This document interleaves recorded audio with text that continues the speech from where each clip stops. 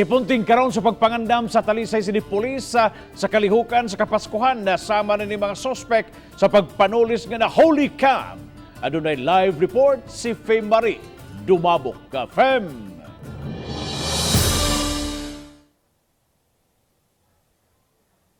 Yes, Bob, mas subsub pa nga police visibility ang himuon sa Talisay City Police. Human nahitabo gahapon ang robbery hold-up diha sa likod sa usa ka mall sa barangay Tabunok. Diin pagsibat sa mga giingong tulisan na hulikam.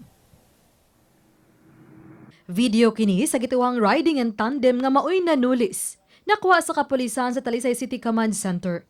Sa kuha sa video at tubangan sa compound sa usa ka mall, miliko padung sa usa ka bahin ang motorsiklo nga gisakyan sa mga sospek ug migawas human sa pipila ka minuto ug dayong misutoy og dagan paingon sa habagatang bahin.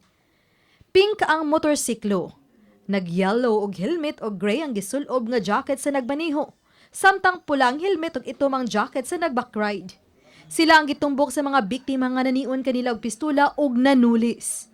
Mato di Police Lieutenant Colonel Randy Caballes nga mga lending collector ang gibiktima, kansang mga kawani sa mall ang ilang mga suki. Ihatod na unta sa mga biktima ang kwarta sa ilang mga suki.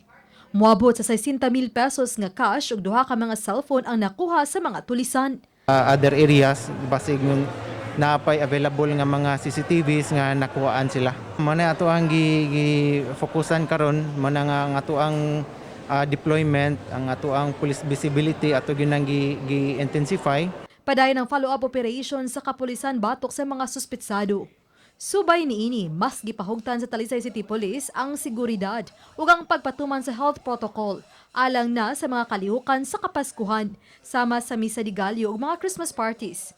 Nakigtagbo na si Caballes sa pipila ka kadagkuan sa simbahan, mga opisyal sa barangay ug mga volunteer groups. Ang tapok-tapok sa basis sa atong ATF guidelines, dili pa gyud yan kanang dinaghan. So as much as possible, likayan pagyapon nato ang kanang daghan nga tapok-tapok kay naa pagyapon ang COVID and naapay lahi na sad nga variant nga ni gawas sa laing nasod. Padayon gyapon ma'am ang atong implementation sa curfew.